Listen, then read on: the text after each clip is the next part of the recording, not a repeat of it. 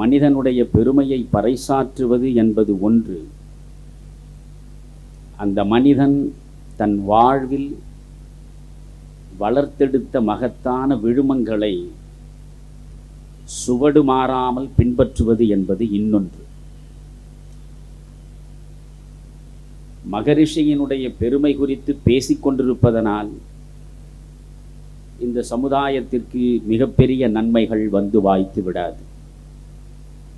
ஆனால் மகரிஷி அவர்கள் தன்னலமற்று ஒட்டுமொத்த உலக சமுதாயமும் சிறந்த முறையில் இயங்க வேண்டும் என்பதற்காக சிந்தித்து தன்னுடைய சிந்தனைகளை மிகப்பெரிய அளவில் செதுக்கி அவற்றையெல்லாம் நம்மிடையே வழங்கிவிட்டு சென்றிருக்கிறாரே, அந்த சிந்தனைகள் தான் அவர் இந்த சமூகத்திற்கு வழங்கி இருக்கின்ற மிக உயர்ந்த அருட்கொடைகள். அவற்றை நாம் செவியார பருகுவதனால் ஒரு பயனும் கிடையாது. நான் பல நிகழ்வுகளில் பதிவு செய்கிற வருத்தத்தை தான் இங்கேயும் பதிவு செய்ய விரும்புகிறேன். காதுக்கு சுகமளிக்கும் கச்சேரிகளை கேட்பதில் எப்பொழுதும் தமிழனுக்கு ஒரு தனி ஈடுபாடு உண்டு. ஆனால் இது போன்ற அரங்கங்களில் வழங்கப்படுகின்ற கருத்துக்களை ஒரு கச்சேரி கேட்பது போல் நீங்கள் கேட்கலாகாது. உங்கள் செவி வழியாக வந்து விடக்கூடிய செய்திகளை உள்வாங்க வேண்டும். உள்வாங்கிய செய்திகளை உங்களுக்குள்ளேயே ஆய்வு நடத்த வேண்டும். ஆய்வு நடத்தி தேர்ந்து தெளிந்து இவற்றை பின்பற்றுவதனால் நம்முடைய வாழ்க்கை வளமுறும் என்பதை உணர்ந்து அதன்படி நடப்பதற்கு முயல வேண்டும். அந்த முயற்சி மிக முக்கியமானது.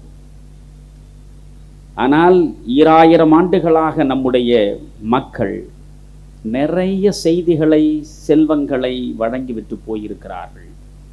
பலவற்றை நாம் படிக்கிறோம், பலவற்றை பலர் சொல்ல நாம் கேட்கிறோம். எந்த அளவுக்கு நாம் நம்மை அதில் ஈடுபடுத்திக் கொள்கிறோம் என்பதுதான் முக்கியமானது. வாரியார் சுவாமிகள் ஒரு முறை மனம் நொந்து சொன்னார், ஒரு 50 ஆண்டு காலத்திற்கு மேல் இந்த தமிழ் சமுதாயத்தில் நான் பக்தி இயக்கத்தை பரப்புவதற்காக பேருரைகளை நிகழ்த்தி கொண்டிருக்கிறேன்.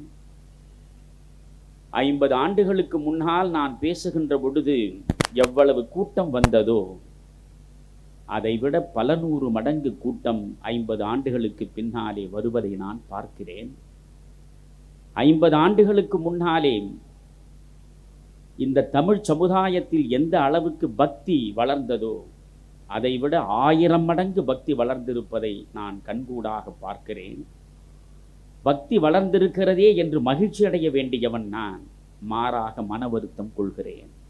காரணம், நம்மிடையே பக்தி வளர்ந்திருக்கிறது, ஆனால் ஒழுக்கம் குறைந்திருக்கிறது என்று அவர் சொன்னார்.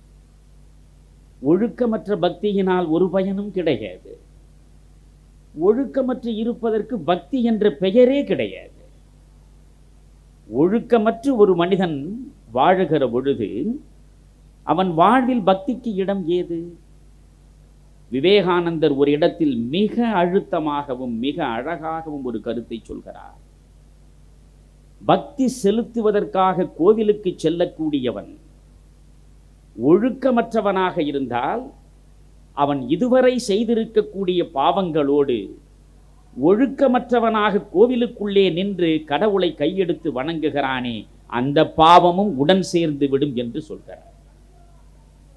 பாவங்களை தணிவித்துக் கொள்வதற்காக இங்கிருந்து கோவிலுக்கு செல்ல வேண்டும் என்று நினைக்கிற நாம்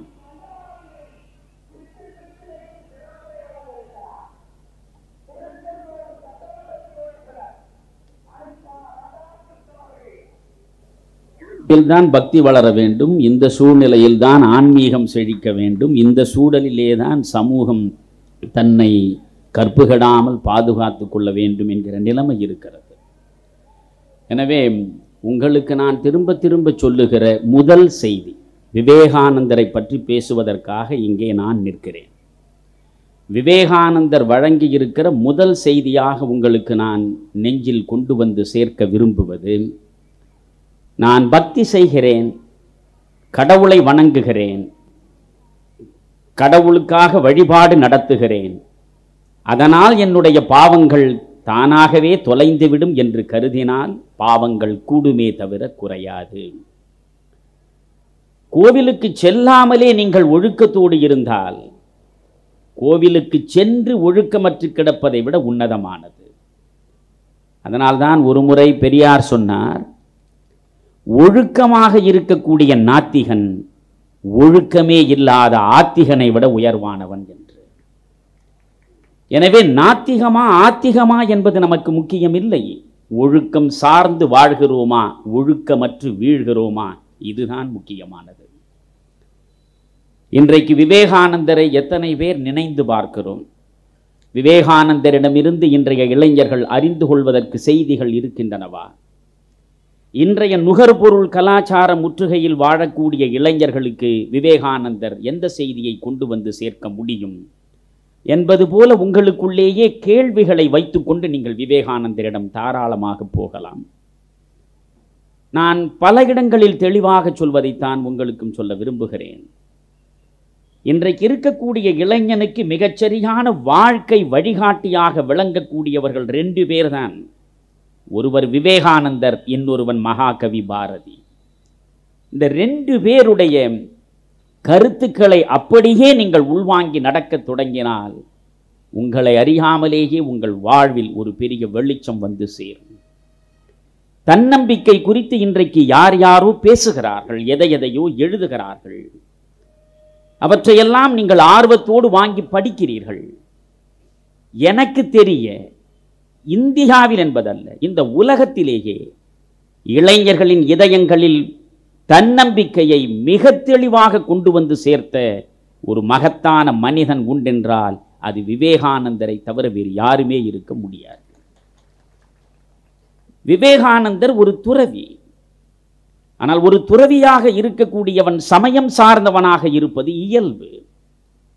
சமயம் சார்ந்தவனாக இருப்பவன் இறை நம்பிக்கை கொண்டிருப்பது அதைவிட இயல்பு. இறை நம்பிக்கை கொண்டவனாய் சமயம் சார்ந்தவனாய் ஒரு துறவியாக வாழக்கூடிய விவேகானந்தர் ஒரு இளைஞனுக்கு சொன்னதைப் போல உலகத்தில் எந்த துறவியும் எந்த சமயம் சார்ந்தவனும் எந்த கடவுள் நம்பிக்கை உள்ளவனும் சொன்னதாக வரலாறு கிடையாது. இன்றைய இளைஞனுக்கு மிக முக்கியமாக அவர் கொண்டு வந்து சேர்த்த செய்தி அது. இளைஞனே, 1000 கடவுள்களின் மீது நீ நம்பிக்கை வைத்து உன் மீது மட்டும் நீ நம்பிக்கை வைக்காமல் போனால் உன்னை விட நாத்திகன் உலகத்தில் வேறெவனும் கிடையாது என்று சொன்னார். என் மீது எனக்கு நம்பிக்கை வேண்டும். தன்னம்பிக்கை என்ற ஒன்று இல்லாமற் போனால் வாழ்வில் வெற்றி பெறுவதற்கான வழியே கிடையாது. என்னை நான் நம்ப வேண்டும்.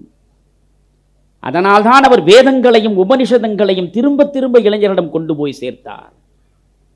ஏதோ வேதங்களும் உபனிஷதங்களும் படிப்பதனாலே இன்றைக்கு நமக்கு எந்த பயனும் கிடையாது என்று கருதக்கூடிய ஒரு சமூகத்தை நம் கண் முன்னாலே வளர்த்திருக்கிறோம். வேதம் படிப்பதனாலே எனக்கு என்ன பயன்? உபனிஷதங்களை படிப்பதனாலே எனக்கு என்ன நன்மை என்று கேட்கக்கூடிய இளைஞர்களை நாம் நமக்கு முன்னாலே இன்றைக்கு வளர்த்து ஆளாக்கி வைத்திருக்கிறோம். 5000 ஆண்டு காலத்திற்கு முன்னால் அவர்கள் சிந்தித்து சிந்தித்து வழங்கிவிட்டு சென்ற அந்த கருத்து செல்வங்கள் இன்றைக்கும் நமக்கு வழிகாட்டும். இதைத்தான் விவேகானந்தர் எல்லா இடத்திலும் சொன்னார். நோ தை செல்ஃப் என்றார். தன்னம்பிக்கை எப்பொழுது வரும் உனக்கு? வாழ்வு எப்பொழுது புரியும் உனக்கு? Know thyself. Know thyself என்பதுதான் எல்லா உபனிஷதங்களும் எல்லா வேதங்களும் வழங்கக்கூடிய அறிவின் சாரம். நோ தை செல்ஃப் என்றால் know yourself. Know yourself என்றால் உன்னை நீ அறி. என்னை நான் அறிய வேண்டும். என்னை நான் அறிந்தால்தான் வாழ்வு புரியும். அவனை நான் அறிந்து வைத்திருக்கிறேன், இவனை நான் அறிந்து வைத்திருக்கிறேன் என்று நாம் பலரை அறிந்து வைத்திருக்கிறோம். பலரை அறிந்து வைத்திருக்கிற நாம் நம்மை அறிந்து வைத்திருக்கிறோமா என்பதுதான் முதல் கேள்வி. 2000 ஆண்டுகளுக்கு முன்னால் உலக சமுதாயத்தில் சிந்தனை வளர்ச்சி பெறாத காலம். ஆனால் ஒரு தமிழ் கவிஞன் சிந்திக்கிறான். புறநானூரில் அவன் எழுதியது ஒரே ஒரு பாடல் தான். கணியன் பூங்குன்றன் எழுதியது ஒரே ஒரு பாடல். பல்லாயிரம் பாடல்களை எழுதி புகழ் பெற்றவர்கள் உண்டு கம்பனை போல. ஒரு பாடலிலேயே உலகம் முழுவதையும் தன் பக்கம் ஈர்த்த கணியன் பூங்குன்றனை போல நீங்கள் காண இயலாது. கணியன் பூங்குன்றன் எழுதியிருக்கிற அந்த ஒரு பாடலை நீங்கள் அவசியம் படிக்க வேண்டும். நான் இளைஞர்களுக்குத்தான் இதை சொல்கிறேன். நீங்கள் இந்த ஒரே ஒரு பாடலை மட்டும் திரும்ப திரும்ப படித்து பாருங்கள், வாழ்வு உங்களுக்கு புரியும். யாதும் ஊரே யாவரும் கேளிர், இது முதல் வரி. இது எல்லாரும் அறிந்த வரி. யாதும் ஊரே யாவரும் கேளிர் என்றால் என்ன? இன்றைக்கு பேசப்படுகிற யுனிவர்சல் பிரதர்ஹுட் என்னும் உலக சகோதரத்துவத்தை ஒரு வரியில் அவன் உணர்த்தி விடுகிறான். யாதும் ஊரே யாவரும் கேளிர், எல்லாரும் என் உறவுகள், எல்லா இடமும் என்னுடைய சொந்தமான ஊர்கள் என்ற மனம் யாருக்கு வரும்? அன்பு செழித்த இடத்திலேதான் அந்த மனம் தானாக வந்து சேரும். அன்பு அற்ற இடத்தில் பேதம் இருக்கும், அன்பு அற்ற இடத்தில் பகைமை இருக்கும், அன்பு அற்ற இடத்தில் பிளவு இருக்கும், அன்பு அற்ற இடத்தில் பிரிவினை இருக்கும். பிளவும் பிரிவும் பேதமும் பிணக்கும் பூசலும் இருக்கக்கூடிய இருதயம் யாதும் ஊரே யாவரும் கேளிர் என்று ஒருபோதும் வாய் திறந்து சொல்லாது. அப்படியானால் யாதும் ஊரே யாவரும் கேளிர் என்கிற மிகப்பெரிய உணர்வு உள்ளுக்குள்ளே வந்து ஊற்றெடுக்க வேண்டும் என்றால் அன்பு சார்ந்தவனாக நீங்கள் இருக்க வேண்டும். அன்பு மிக முக்கியமானது. அதற்கு அடுத்த வரியைத்தான் நீங்கள் பார்க்க வேண்டும். யாதும் ஊரே யாவரும் கேளிர், தீதும் நன்றும் பிறர் தர வாரா. தீதும் நன்றும் பிறர் தர வாரா.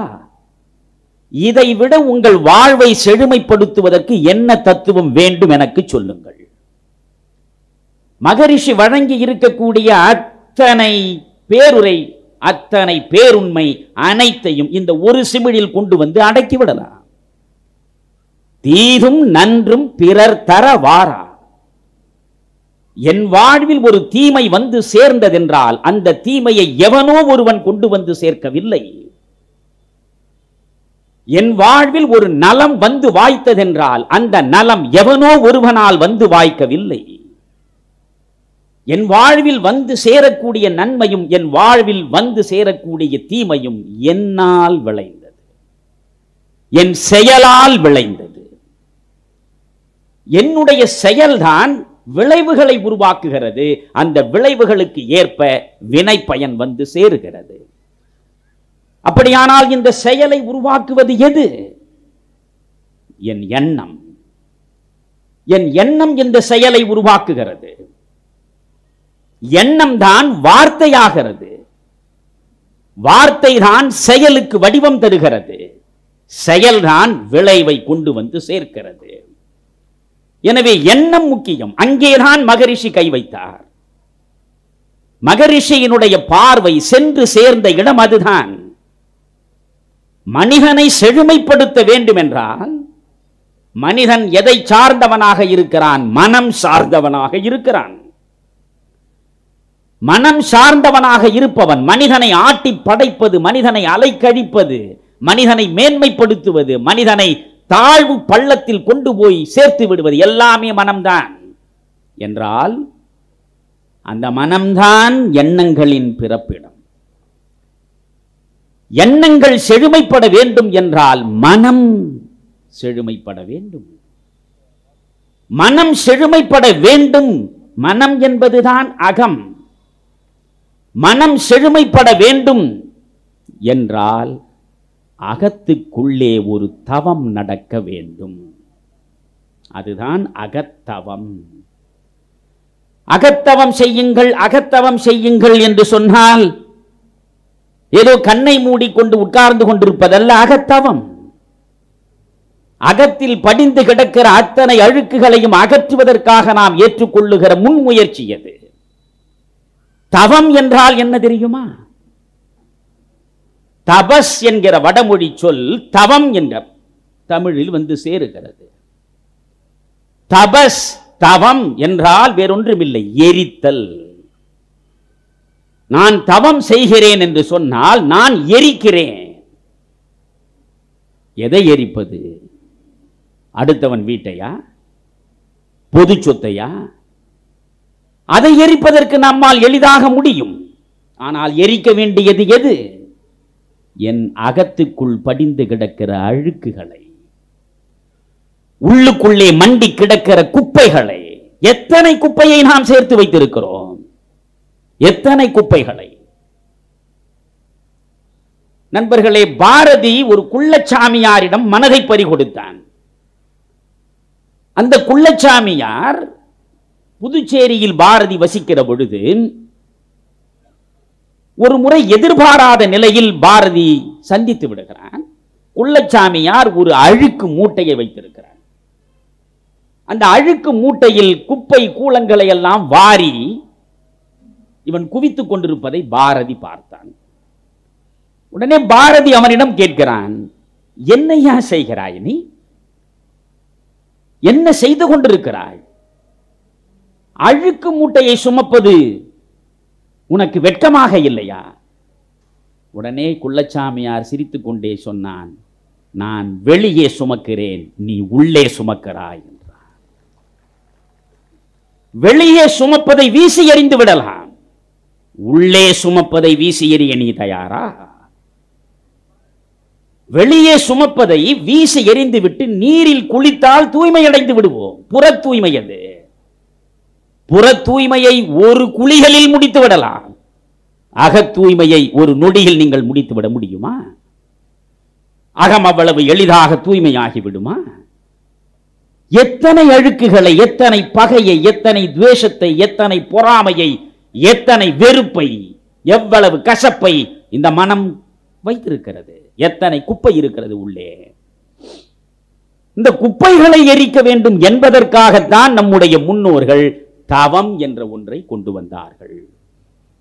தவம் இருப்பது என்றால் உலகம் முழுவதையும் ஒட்டுமொத்தமாக துறந்துவிட்டு, எந்த உறவுகளும் தேவையில்லை என்று மறுதலித்து விட்டு, எங்கோ ஒரு கானகத்தில் ஒற்றை மனிதனாய் கண்மூடி தனித்து இருப்பது அல்ல. விவேகானந்தர் சந்நியாசி. ஆனால் சந்நியாசியாக இருந்த விவேகானந்தர் தனியாக இருக்கவில்லை.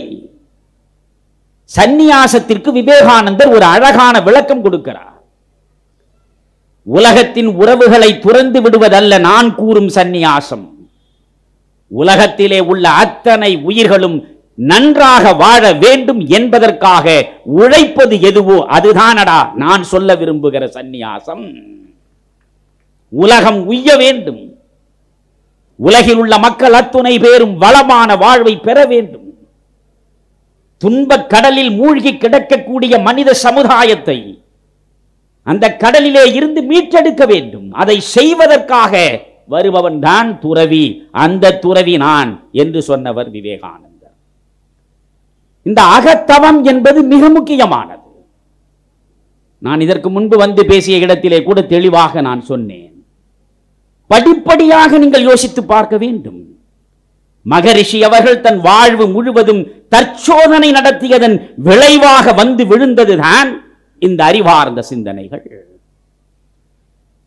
சோதனை என்பது மிக முக்கியம், அதிலும் தற்சோதனை என்பது மிக மிக முக்கியம். இயேசு பிறப்பதற்கு 400 ஆண்டுகளுக்கு முன்னாலே பிறந்தவன் சாக்ரட்டிஸ். 2400 ஆண்டுகளுக்கு முன்னாலே பிறந்த சாக்ரட்டிஸ் தெளிவாக சொன்னான், அன்றைக்கு அவன் முன்னால் கூடிய இளைஞர்களிடம், இளைஞர்களே தற்சோதனை செய்யுங்கள். பரிசோதிக்கப்படாத வாழ்க்கை வாழ தகுதியற்றது என்றான் சாக்ரட்டிஸ். பரிசோதிக்கப்படாத வாழ்க்கை வாழ தகுதியற்றது. நம்மில் எத்தனை பேர் பரிசோதனை செய்கிறோம்?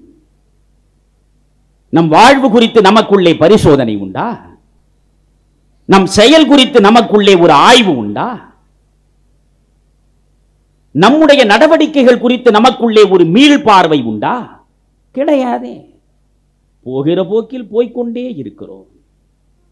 எந்த விலங்கும் பரிசோதனையில் ஈடுபடாது, எந்த பறவையும் தற்சோதனை செய்து கொள்ளாது. ஆனால் விலங்கை விடவும் பறவையை விடவும் மேலானவன் மனிதன் என்று சொல்லுகிற பொழுது மனிதன் எதை செய்தாக வேண்டும்? அவன் தற்சோதனை செய்தாக வேண்டும். தற்சோதனை செய்வதற்கான வாய்ப்பை தருவதுதான் தியானம். தியானம். நாம் எல்லாவற்றையுமே தவறாக புரிந்து கொண்டிருக்கிறோம் என்பதுதான் வருத்தத்திற்குரிய விஷயம். தியானம் செய்வது என்றால் என்ன? கண்ணை மூடிக்கொண்டு தனியாக உட்கார்ந்திருந்தால் நான் இப்பொழுது 30 நிமிடம் தியானத்தில் இருந்து விட்டு வருகிறேன் என்று சொல்கிறான். 30 நிமிடம் நீ தியானத்தில் இருந்தாயாய், என்ன செய்தாய்? அந்த 30 நிமிடம் தனியாக உட்கார்ந்து கண்ணை மூடிக்கொண்டிருந்தேன். அது தியானம் அல்ல. 1 மணி நேரம் நான் தியானத்தில் இருந்துவிட்டு இப்பொழுதுதான் அதிலிருந்து விடுபட்டு வந்திருக்கிறேன் என்கிறான் இன்னொருவன்.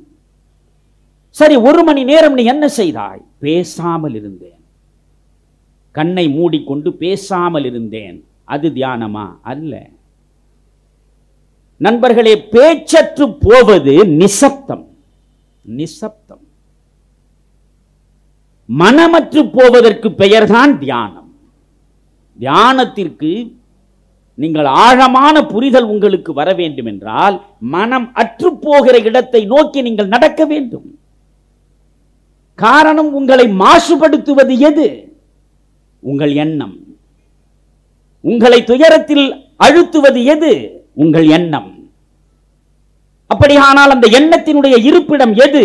மனம். அந்த மனம் செழுமைப்பட வேண்டும். ஒரு நல்ல விவசாயி ஒரு மரத்தில் சரியாக காய்க்கவில்லை என்றாலோ, மரம் பூச்சி படிந்து கிடக்கிறது என்றாலோ, வேரில் மண்ணை தோண்டி வேரில் அவன் மருந்து போடுவானே தவிர கிளைகளில் அவன் மருந்து தடவ மாட்டான். வெறும் கிளைகளில் நீங்கள் மருந்தை தெளிப்பதனால் நோய் போகாது. கிளைகளை விட்டு விட்டு வேர்களை விசாரிக்க வேண்டும். அவன்தான் ஒரு நல்ல விவசாயி. நாம் நம்முடைய வாழ்வின் வேர்களை விசாரிப்பது என்றால் நம் மனதிற்குள்ளே நாம் செல்ல வேண்டும். அதைத்தான் விவேகானந்தர் திரும்ப திரும்ப சொன்னார். உள்முக தேடல். தேடல் என்பது 2 வகை. ஒன்று வெளியே தேடுவது, இன்னொன்று எனக்கு உள்ளே தேடுவது. வெளியே நீங்கள் எதை தேடினாலும், இதை நான் திரும்ப திரும்ப திரும்ப பல முறை உங்களிடம் கொண்டு வந்து சேர்க்க விரும்புகிறேன். நீங்கள் சேர்க்கக்கூடிய அனைத்தும் வெளியே தேடியதனால் கிடைத்திருக்கக்கூடிய செல்வங்கள். நீங்கள் பெற்றிருக்கிற மண், பொன், பெண், எத்தனை சுகங்கள் என்று நீங்கள் நினைக்கிறீர்களோ, எவையெல்லாம் மகிழ்ச்சி தரக்கூடியவை என்று நீங்கள் நினைக்கிறீர்களோ, எவற்றிற்காக நீங்கள் உங்கள் வாழ்க்கை முழுவதும் ஓடிக்கொண்டே இருக்கிறீர்களோ, அவை அனைத்தும் நீங்கள் வெளியே தேடி பெற்றவை. வெளியே தேடி பெற்ற எதுவும் வெறும் இன்பத்தை தராது. 100 விழுக்காடு இன்பத்தை தரக்கூடிய எந்த ஒன்றும் வெளியே தேடுவதன் மூலம் உங்களுக்கு வந்து சேரவே சேராது. பணம் யோசித்து பாருங்கள், நிலம் யோசித்து பாருங்கள், மண், பெண், பொன், புகழ், வெளியே எதை நீங்கள் தேடி பெற்றிருக்கிறீர்களோ அதன் மூலம் 100 விழுக்காடு இன்பம் என்ற ஒன்றை நீங்கள் அடையவே முடியாது. அந்த இன்பத்தோடு சேர்ந்து துன்பமும் துணையாக வரும். துன்பம் தழுவாத இன்பம் என்பது வெளியே தேடுவதில் கிடையாது.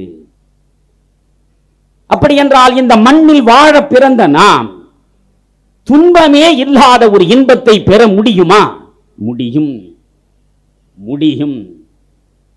மண்ணில் நல்ல வண்ணம் வாழலாம், எண்ணில் நல்ல கதிக்கு இங்கு ஒரு குறையும் இல்லை என்று ஞானசம்பந்தன் பாடினானே. மண்ணில் நல்ல வண்ணம் வாழலாம். அதை சொல்வதுதான் விவேகானந்தரின் வேலையாக இருந்தது. விவேகானந்தரின் வாரிசாக மகரிஷி இங்கே இருந்தார். நீங்கள் விவேகானந்தரை எடுத்துக்கொண்டால் 6 வயதில் அவர் அகத்தவம் ஆரம்பிக்கிறார். இன்றைக்கு யோசித்து பாருங்கள், 6 வயதில் அவர் அகத்தவத்தில் ஈடுபடுகிறார். அகத்தவம் என்பது எப்பொழுது வரும்? தனிமையில் வரும். இப்பொழுது நீங்கள் கும்பலாக கூடியிருக்கிறீர்கள், நண்பர்களே, எந்த நேரத்திலும் கும்பலாகவே இருந்தால் உங்களை உங்களால் அறியவே முடியாமல் உங்கள் வாழ்க்கை முடிந்து போகும். எல்லா நேரமும் கும்பலாகவே இருந்தால், பகலெல்லாம் நண்பர்களோடு அல்லது பணியாற்றுபவர்களோடு, இரவு என் மனைவியோடு அல்லது என் குழந்தைகளோடு என்று எல்லா நேரங்களும் ஏதாவது சில உறவுகளோடு இருந்து இருந்து தனிமைப்படாமலேயே என் நாட்கள் கழியுமானால் நான் இந்த வாழ்வின் உண்மையை ஒரு நாளும் அறியாமலே செத்து போவேன். தனிமைப்பட வேண்டும். அதனால்தான் பாரதி சொன்னான், தனிமை கண்டதுண்டு அதிலே சாரம் இருக்குதம்மா என்றான். வாழ்வின் சாரம் தனிமையிலேதான் இருக்கிறது. அதனால்தான் விவேகானந்தர் ராமகிருஷ்ண பரமஹம்சர் கண்மூடிய பிறகு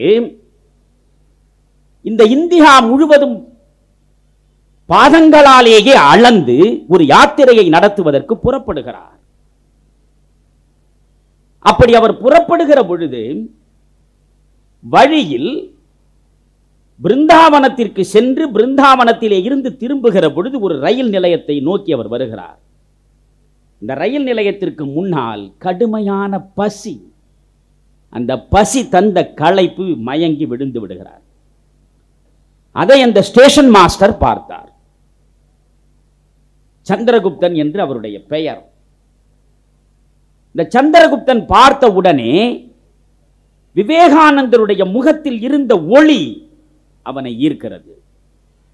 உடனே விவேகானந்தரை மயக்கம் தெளிய வைத்து, பசியால் நீங்கள் மயங்கி இருக்கிறீர்கள், என்னுடைய வீட்டில் வந்து நீங்கள் பசியாற வேண்டும் என்கிறான். நான் உன் வீட்டிற்கு வந்தால் என்ன தருவாய் என்று விவேகானந்தர் கேட்டார். என் இருதயத்தையே நான் முழுமையாக உங்களிடம் கொண்டு வந்து அடைக்கலமாக தந்துவிட தயாராக இருக்கிறேன், என் வீட்டிற்கு நீங்கள் வாருங்கள் என்றார். அவர் சென்றார், பசியாறினார். பிறகு அவர் விடைபெற்றுக் கொள்ள விரும்புகிற பொழுது இந்த ரயில்வே அதிகாரியாக இருந்தவன் என்ன செய்தான், நானும் உங்கள் பின்னாலே புறப்படுகிறேன் என்றான். என் பின்னால் நீ ஏன் என்று கேட்டார். இல்லை, இனி உங்களை விட்டு ஒரு கணமும் என்னாலே இருக்க முடியாது. அதற்கு முன்பு விவேகானந்தரை அவன் பார்த்ததில்லை, விவேகானந்தரிடம் பழகியதில்லை, விவேகானந்தரின் பெருமை அறிந்ததில்லை. ஆனால் அந்த பார்த்த தருணத்திலேயே தன்னுடைய மனதை விவேகானந்தரிடம் கொடுத்தவன் இனி அவர் இல்லாமல் தனக்கு ஒரு வாழ்வு இல்லை என்று கருதி தன்னுடைய பதவியையே துச்சமென தூக்கி எறிந்து விட்டு அவர் பின்னாலே புறப்பட்டு விடுகிறான். விவேகானந்தரோடு 2-3 இடங்களுக்கு நடக்கிறான், அவரும் செல்கிறார். ஆனால் அவருக்கு அது சுமையாகப்படுகிறது. தனிமை இவனால், இவனுடைய உறவினால், இவனுடைய நட்பினால், இவனுடைய அன்பினால், இவன் தருகிற பாசத்தால் தனிமை பாழாகிறதே. தனிமை பாழாகிற பொழுது நான் அடைய விரும்புகிற அந்த ஞானம் வராமல் தடுக்கப்படுகிறதே என்று கருதி அதை வெளிப்படுத்தி விடுகிறார். இத்தோடு நீ என்னிடமிருந்து விலகிவிடு என்று தனிமையில் அவர் புறப்படுகிறார். நான் இதை சொல்வதற்கு முக்கியமான காரணம், எப்பொழுதும் ஒரு நாளில் ஒரு 10 நிமிடமாவது நீங்கள் தனிமைப்படுங்கள்.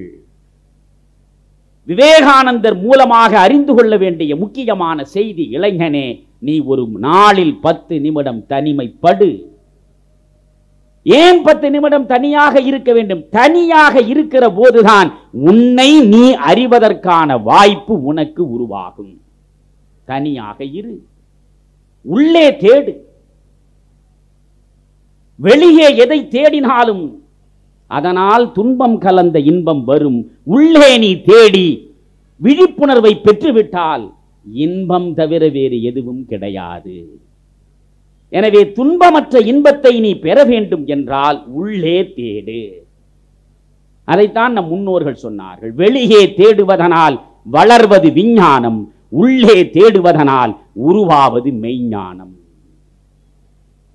வெளியே தேடி தேடி விஞ்ஞானத்தை வளர்த்திருக்கிறோம்.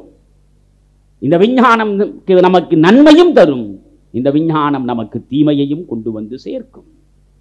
விஞ்ஞானத்தின் எந்த கண்டுபிடிப்பாக இருந்தாலும் அதில் நன்மையும் உண்டு, தீமையும் உண்டு. ஆனால் என் உள்முகமாக தேடி என்னை நான் தோண்டி கண்டெடுத்து விடுகிற பொழுது நான் தீமைகள் இல்லாமல் வெறும் நன்மையை நோக்கி நடக்க முடியும். அப்படி நன்மையை நோக்கி நடப்பது என்று சொன்னால் நான் செய்ய வேண்டியது தவம், அகத்தவம், புறத்தவம் இல்லை, அகத்தவம். இந்த அகத்தவம் செய்வதற்காகத்தான் விவேகானந்தர் வாழ்நாள் முழுவதும் சிவனை நெஞ்சிலே நிறுத்தினார். சிவனை நெஞ்சிலே நிறுத்தினார். நான் பல இடங்களில் சொல்வதைத்தான் உங்களுக்கு நான் இங்கே மீண்டும் சொல்ல விரும்புகிறேன். நம்முடைய மூதாதையர்கள் முட்டாள்கள் இல்லை.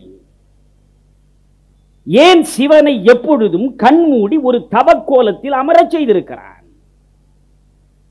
சிவன் திருநடம் புரிவது போன்று ஒரு வடிவத்தை நீங்கள் பார்க்கிறீர்கள். சிவ நடனம், சிவ நடனம் உங்களுக்கு எதை சொல்லிக் கொடுக்கிறது தெரியுமா? சிவ நடனம் மூலமாக நாம் அறிய வேண்டிய தத்துவம் என்ன தெரியுமா? பல பேர் வீட்டில் அலங்காரத்திற்கு நடராஜர் சிலையை வைத்திருப்பார்கள்.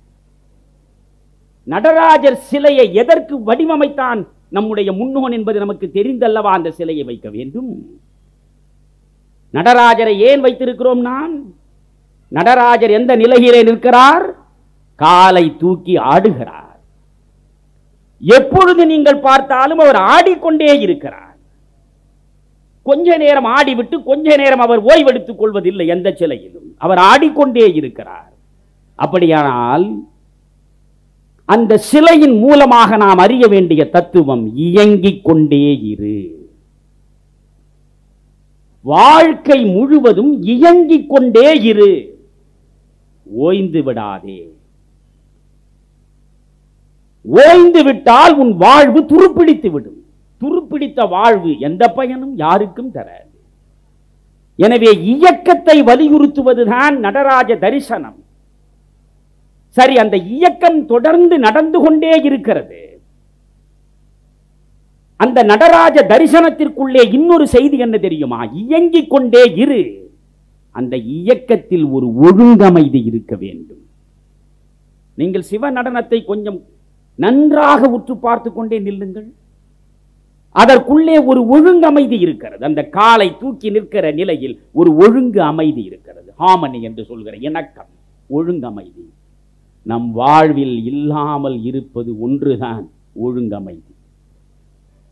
நம் வாழ்வில் ஒழுங்கமைதி இல்லை. எனக்கும் என் மனைவிக்கும் இடையே ஒழுங்கமைதி இல்லை. எனக்கும் என் பிள்ளைகளுக்கும் இடையே ஒழுங்கமைதி இல்லை. ஒழுங்கு அமைதி அமையாவிட்டால் எந்த கலையும் செழிக்காது. நீங்கள் எந்த கலையானால், நீங்கள் இசை என்று எடுத்துக்கொண்டால் சுரவேதம் இருந்தால் இசை சிறக்குமா? சிறக்காது. சரியாக வடிக்காமல் போனால் சிற்பம் உங்களை ஈடுபடக்கூடிய அளவுக்கு இழுக்குமா? இழுக்காது. எந்த கலையும் ஒழுங்கமைதியோடு இருக்கும். மனித வாழ்க்கை மட்டும்தான் ஒழுங்கற்று போய்விட்டது. ஒழுங்கமைதி இல்லாமல் போய்விட்டது. ஒழுங்கற்று போன பிறகுதான் இத்தனை சிக்கல்களும் வந்து சேர்ந்து விட்டன. எனவே அந்த சிவனுடைய நடனத்தை எடுத்துக்கொண்டால் அதில் நாம் அறிந்து கொள்ள வேண்டிய மிக முக்கியமான செய்தி, ஒன்று, ஓயாமல் இயங்கிக் கொண்டு இரு. இரண்டு, உன் இயக்கத்தில் ஒரு ஒழுங்கமைதி எப்பொழுதும் இருக்கட்டும். கண்டபடி இயங்கக்கூடாது. கரைகளுக்கு உட்பட்டு ஆறு நடக்கிற போதுதான் நாடு நலம் பெறும். ஆறு கரை மீறி கண்டபடி ஓடத் தொடங்கிவிட்டால் நாடு சிதைந்துவிடும். எனவே ஆறு கூட ஒரு ஒழுங்கமைதிக்கு உட்பட்டுத்தான் செல்ல வேண்டும். இயற்கையில் எல்லாமே ஒரு ஒழுங்கமைதிக்கு உட்பட்டு நடக்கிற வரைதான் இயற்கையான வாழ்வில் அமைதி கிடைக்கும். சுனாமி ஏன் வருகிறது? இயற்கை ஏன் சீறுகிறது? இயற்கையின் ஒழுங்கமைதியை மனிதன் கெடுக்கிறான். மனிதன் இயற்கையின் ஒழுங்கமைதியை கெடுப்பதனால் வருகிற சீற்றம் சுனாமியாக வந்து உங்களை சுட்டெரிக்கிறது. எனவே ஒழுங்கமைதியை தருவதும் இயக்கத்தை வலியுறுத்துவதும் ஒரு சிவ நடனம். சிவன் எப்பொழுதுமே தவ நிலையில் இருக்கிறார். விவேகானந்தர், நீங்கள் பார்த்தால் விவேகானந்தருடைய படத்தை பாருங்கள். சிவனை போலவே அவர் தவநிலையில் கண்மூடி அமர்ந்திருப்பார். அதற்கு விவேகானந்தர் ஒரு அழகான விளக்கம் சொல்கிறார். இது மிக முக்கியமானது. சிவன் தவம் இருக்கிறான், தொடர்ந்து தவம் இருக்கிறான். கொஞ்ச நேரம் தவம் இருந்து விட்டு பிறகு எழுந்து விடவில்லை, அவன் தவ நிலையிலேயே இருக்கிறான். ஏன் என்றால் உயரத்திற்கு வந்து விடுவது எளிது. யாரும் உயரத்திற்கு வந்து விடலாம், உழைக்கலாம், உழைத்து பணத்தை பெறலாம், பெற்ற பணத்தில் பணக்காரனாகலாம், படிக்கலாம், படிப்பை வைத்து ஒரு அறிவாளி ஆகலாம். எந்த ஒரு மனிதனும் எந்த துறையிலும் நினைத்தால் வேகமாக முன்னே வந்து உயரத்தில் வந்து நின்று விடலாம். உயரம் தொடுவது எளிது, தொட்ட உயரத்திலேயே சாகும் வரை நிலைத்து நிற்பது அரிது. தொட்ட உயரத்திலேயே சாகும் வரை நிலைத்து நிற்பது அரிது. பல பேர் உயரம் தொட்டிருக்கிறார்கள். எவ்வளவு வேகமாக உயரம் தொட்டார்களோ அதை விட வேகமாக பள்ளத்தில் விழுந்திருப்பதை நாம் பார்க்கிறோம். இங்கே சிவன் தவநிலையில் இருப்பதனுடைய நோக்கம் என்ன தெரியுமா? உயரமாக நீ போவது முக்கியமல்ல, எந்த உயரத்தை நீ அடைந்திருக்கிறாயோ அந்த உயரத்தை தக்க வைத்துக் கொள்வது மிக முக்கியம். என்றால் உன்னுடைய முயற்சி தொடர்ந்து கொண்டே இருக்க வேண்டும், உன்னுடைய தவம் தொடர்ந்து கொண்டே இருக்க வேண்டும். இந்த அகத்தவம் தொடர தொடர தொடரத்தான் உன்னுடைய உயரம் தொடர்ந்து அதே இடத்தில் நிலையாக நிற்கும். நீங்கள் இன்னொன்று யோசியுங்கள், சிவன் எந்த இடத்தில் இருக்கிறான்? சுடுகாட்டில் தான் இருக்கிறான். சிவன் இருக்கும் இடம் சுடுகாடு. ஏன் சிவனை சுடுகாட்டில் வைத்திருக்கிறது இந்து சமயம்? சுடுகாடு தான் எரிக்கும் இடம். எரிக்கும் இடத்தில் சிவன் இருப்பான். உங்கள் இருதயத்திற்குள்ளே இருக்கக்கூடிய அழுக்கு குப்பைகளை நீங்கள் எரிக்க தொடங்கிவிட்டால் சிவ நடனம் வெளியே நடப்பதல்ல, உங்கள் உள்ளே நடப்பதை நீங்கள் உணர முடியும். எனவே எனக்குள்ளே சிவ நடனம் நடக்க வேண்டும் என்றால் என் அழுக்குகளை நான் எரிக்க வேண்டும், என் அழுக்குகளை எரிக்க வேண்டும். என் அழுக்குகளை எரிப்பது எப்பொழுது? சுயநலமற்றிருக்கிற போதுதான் உன் அழுக்குகள் அனைத்தும் அகலும். அதனால்தான் விவேகானந்தர் திரும்ப திரும்ப சொன்னார், சுயநலம் தான் பாவத்தின் முதல் படிக்கட்டு. நீ எப்பொழுது சுயநலத்தை பற்றி கொள்கிறாயோ பாவத்தை நீ தொடர்ந்து செய்ய அந்த சுயநலம் உன்னை தூண்டும். எனவே பாவ படிக்கட்டு, பாழ் மண்டபத்தின் முதல் படிக்கட்டு சுயநலம். சுயநலத்தை துறவு. தொண்டும் துறவும் என்பது விவேகானந்தர் இந்த மண்ணுக்கு வழங்கிய 2 லட்சியங்கள். விவேகானந்தரை சிந்திக்கிற பொழுது இந்த 2 லட்சியங்களை தான் நீங்கள் யோசிக்க வேண்டும். தொண்டு துறவு. அவர் ரொம்ப அழகாக சொல்லி இருக்கிறார். இந்த தேசத்தினுடைய லட்சியங்கள் 2, அவை தொண்டும் துறவும். இந்த தேசத்தினுடைய தீமைகள் 2. விவேகானந்தர் சொன்னது 2 தீமைகள் இந்த தேசத்தை பற்றி கொண்டிருக்கின்றன. இந்த 2 தீமைகள் என்ன தெரியுமா? ஒன்று, பெண்ணை ஆண் அடிமையாக வைத்திருப்பது. அதனால்தான் இங்கே நீங்கள் பெண்ணுக்கும் ஆணுக்கும் சம நிலையை கொண்டு வந்து சேர்ப்பதற்கு, கணவனும் மனைவியும் சமதளத்தில் நின்று இயங்குவதற்கு உங்களுக்கு மனவேட்பு நாள் கூட இங்கே மகரிஷியாலே உருவாக்கப்பட்டிருக்கிறது. பாரதி அழகாக சொல்வான், பெண்ணை இருட்டில் வைத்துவிட்டு ஆண் மட்டும் வெளிச்சத்தில் நிற்க வேண்டும் என்று நினைத்தால் அதைவிட முட்டாள்தனம் எதுவும் கிடையாது. எனவே விவேகானந்தர் சொல்கிறார், இந்திய மண்ணை பொறுத்தவரையில் மிக முக்கியமான 2 தீமைகள். ஒன்று, பெண்ணை ஆண் அடிமைப்படுத்தியது. 2, சாதியை வைத்து உயர் சாதி என்று சொல்லி தாழ்த்தப்பட்டவனாக சிலரை மாற்றி அவனை காலாலே போட்டு மிதித்துக் கொண்டிருப்பது.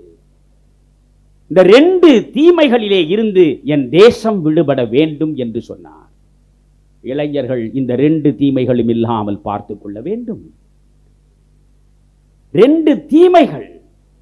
அதற்கு பிறகு அவர் சொல்கிறார், இந்த தேசத்தில் இருக்கக்கூடிய மக்களிடம் 2 பாவங்கள் இருக்கின்றன என்றார். 2 பாவங்கள். 2 பாவங்களில் முதல் பாவம் எது தெரியுமா? சுயநலம். சுயநலம். சுயநலம் தான் ஒவ்வொரு மனிதனையும் பற்றி இருக்கும் முதல் பாவம். சுயநலத்தை துற. சரி, சுயநலத்தை துறந்து விடுகிறேன். அதற்கடுத்து இன்னொரு பாவம் என்ன? நம்பிக்கையின்மை. தன் மீது தனக்கு நம்பிக்கை இல்லாமல் இந்த இனம் விழுந்து கிடக்கிறது என்பதை அவர் பார்த்தார், மனம் வருந்தினார். எனவே இந்த 2 பாவங்களிலே இருந்து பாரதம் விடுபட வேண்டும். 2 தீமைகளிலே இருந்து இந்த மனித சமூகம் விடுபட வேண்டும். 2 லட்சியங்களை இந்த மனித சமூகம் விரதங்களாக மேற்கொள்ள வேண்டும். இந்த 2 லட்சியங்களை மனித சமூகம் விரதங்களாக மேற்கொண்டு விட்டால் அடுத்து சொன்ன 2 தீமையும் இல்லாமல் போய்விடும். அடுத்து சொன்ன 2 பாவங்களும் இல்லாமல் போய்விடும். எது 2 லட்சியம்? ஒன்று தொண்டு, இன்னொன்று துறவு. இங்கே ஒரு சின்ன விளக்கத்தை தான் நான் தர விரும்புகிறேன். துறவு துறவு என்று சொன்னால் உலகத்தின் அனைத்து உறவுகளையும் துறந்து விடுவது என்பது அல்ல. அப்படி துறத்தல் எளிதும் இல்லை. எல்லா உறவுகளையும் துறந்துதான் ஆக வேண்டும் என்கிற அவசியமும் இல்லை. இன்ப மறுப்பாளனாக இருந்துதான் தீர வேண்டும் என்கின்ற நிர்பந்தமும் இல்லை. விவேகானந்தர் சொல்கிறார், மண்ணில் உயிர்கள் பிறந்தது இன்பத்தை நுகர்வதற்காகத்தான். இந்து சமயம் இன்ப நுகர்வுக்கு எதிரான சமயம் இல்லை. ஆனால் விவேகானந்தர் கேட்கிறார், எது இன்பம் என்பதுதான் கேள்வி. எது இன்பம்?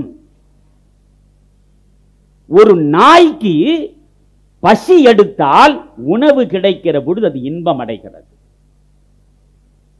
அதே நாய்க்கு தாகம் எடுத்தால் தண்ணீர் கிடைக்கிற பொழுது அதற்கு இன்பம் வந்து சேருகிறது. அதே நாய்க்கு உடல் தினவெடுத்தால் தன்னுடைய இனத்தோடு கூடுகிற பொழுது அதற்கு இன்பம் வருகிறது. ஆக ஒரு நாய்க்கு இன்பம் தருவது இந்த 3 தான். எந்த விலங்குக்கும் இன்பம் தருவது இந்த 3 தான். பசித்தால் உணவும், தாகமுற்றால் தண்ணீரும், தினவெடுத்தால் சேர்க்கையும் என்கிற 3 தான் எல்லா விலங்குகளுக்கும் உரிய இன்பம்.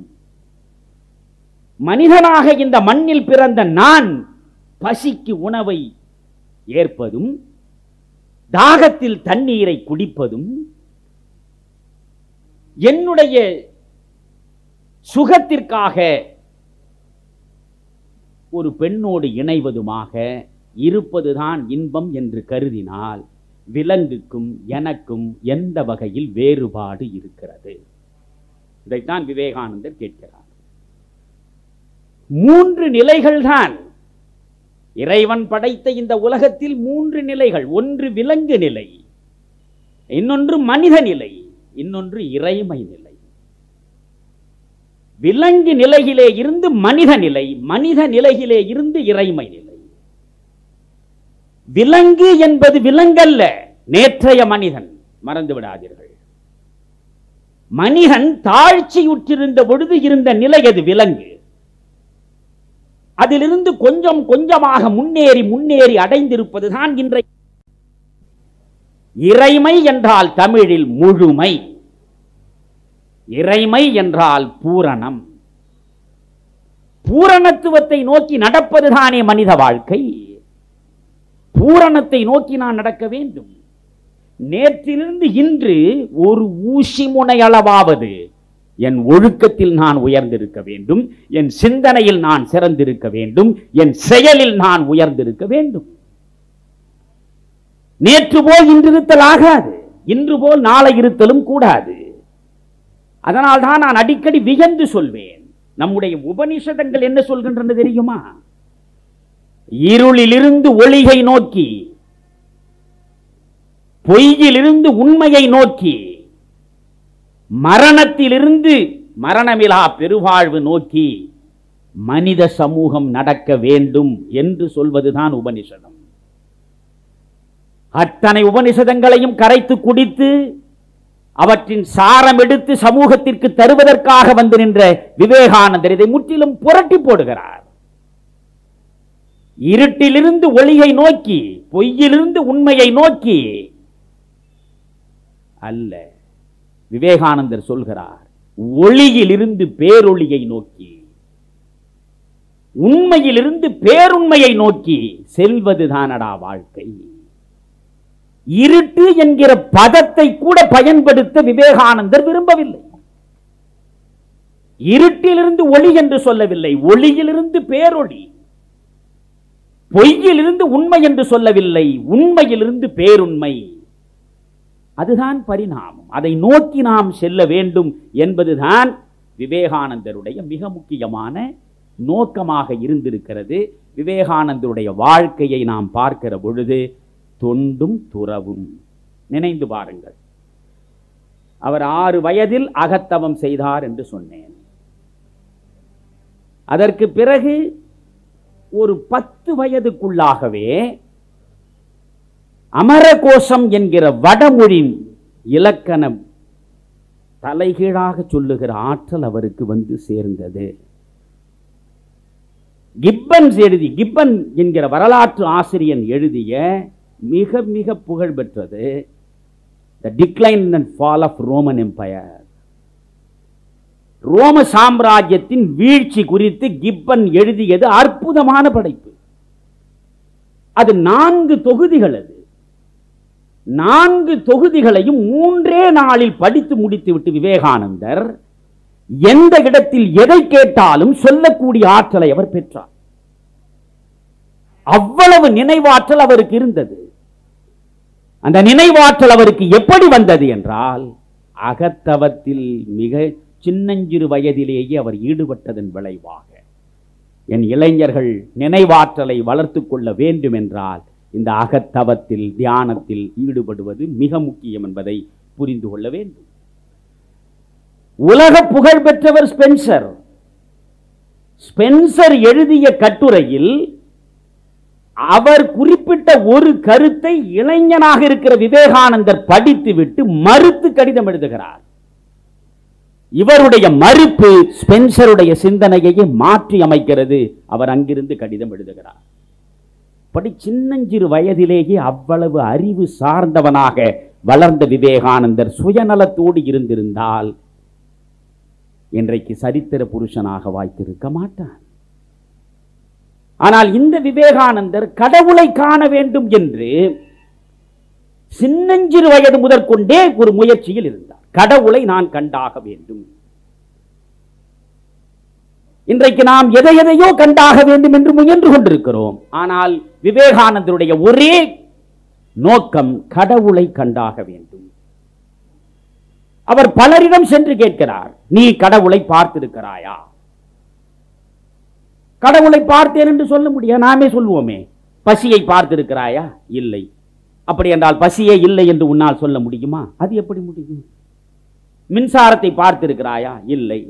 அப்படி என்றால் மின்சாரமே இல்லை என்று உன்னால் சொல்ல முடியுமா? அது எப்படி முடியும்? அது போன்றுதான் கடவுள்.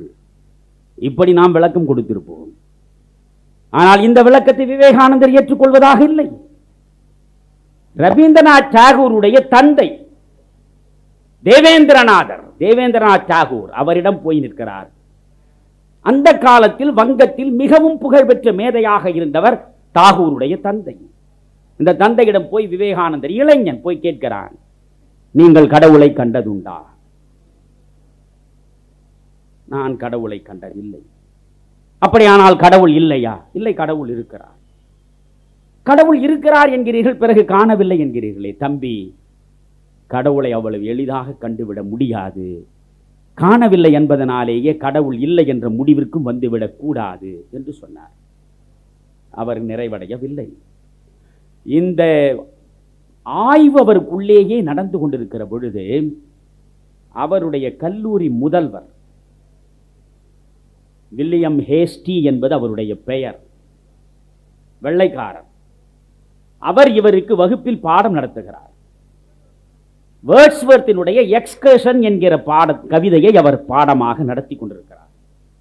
எக்ஸ்கர்ஷன் சுற்றுப்பயணம், ஒரு சுற்றுலா செல்வது. வேர்ட்ஸ்வர்த்தை உங்களுக்கு தெரியும், அவன் ஒரு இயற்கை கவிஞன், இயற்கை சார்ந்த கவிஞன்.